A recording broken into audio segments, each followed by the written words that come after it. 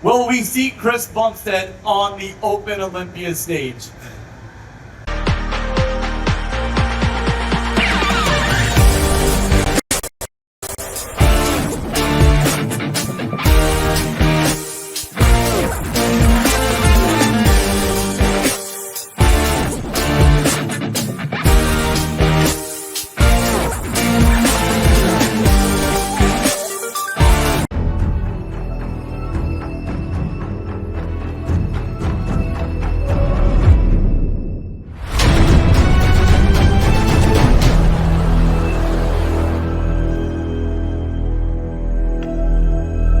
I created Species Nutrition with one mission in mind: to provide bodybuilders and serious athletes with no-nonsense supplements that work.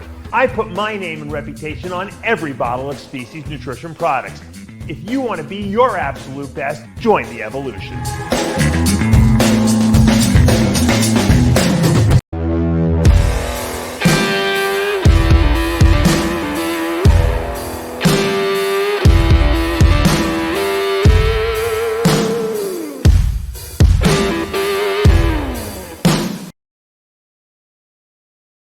I wanted to talk to you about Chris Bumstead on two fronts. One, you know, he was already a ready-made champion, a legend in the sport before you took him on as a client.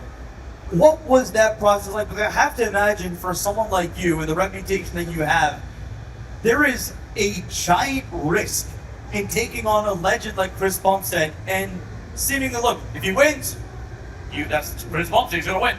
If he loses, the finger is pointing toward him. What was that process like? At what point did you decide, yes, I'm going to take on this project because this is something that I can really take on? Well, I've done this interview many times, talked about it. If you haven't heard the story, what it really boiled down to is the fact that exactly what you said, the risk versus the reward.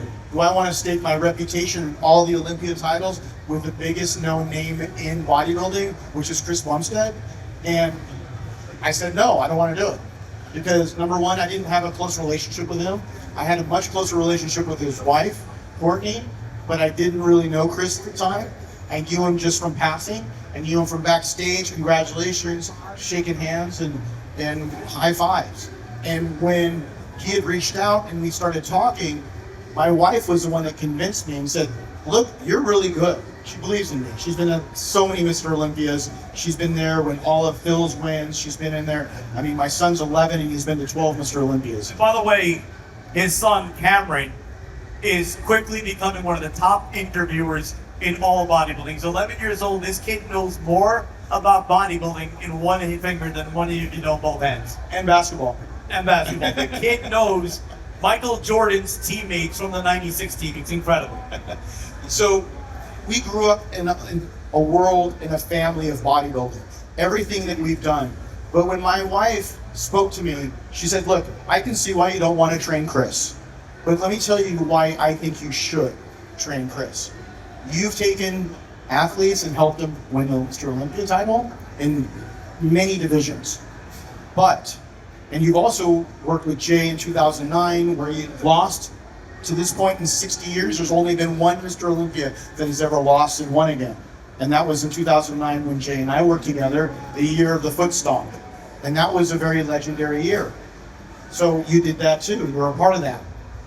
But she said, you've never taken somebody who's currently winning the Mr. Olympia and made them better. So there's a lot of risk, but that's why you should do it, because you should challenge yourself. You should try to put yourself under the pressure of being able to take somebody who's already excellent and see what you can do with that person. And that's where I said, shit. And so after a week, and then Chris called me back, because I ghosted him. Chris really wanted you to coach him. Yes. But a week later, when I didn't call him back, he called me and said, hey, have you had a chance to think about this? I think it's going to be really good. And what between Chris and my wife, Naz, it was one of those things where I was like, okay, let's give it a try. And then we started putting some training stuff together, and then we started putting together conversations. I got to know Chris, and the more I got to know Chris, the more I liked him, because he's such a genuine individual. He really speaks from the heart, and in this industry, there's a lot of people who speak from their ego. They do not speak from their heart. And he's so transparent about it that it was very, very eye-opening for me of why so many people around the world connect with Chris Bumstead. And I did too at the time. And we built our personal relationship along with our coaching relationship. And then obviously we were very successful after that.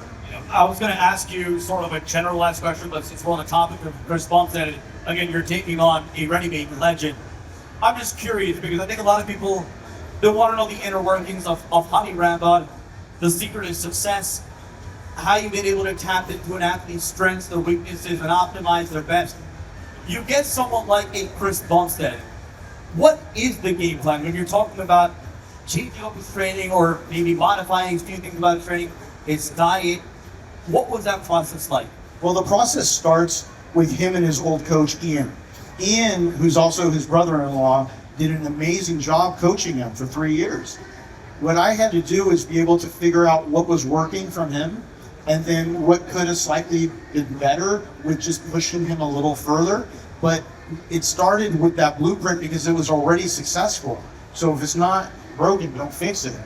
Now, I also had to learn his body because he's a bodybuilder who has kidney disease.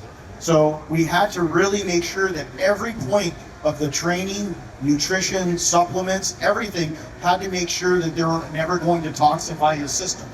So everything I had to do is I had to do a rapid learning and a download of understanding what Chris could or could not do when it came to any of those things. I found out that he can overtrain very quickly. The second thing I found out is I cannot jam a ton of food down him because obviously it can be toxic to his body if he ends up having way too much protein. So there's a certain limit to that.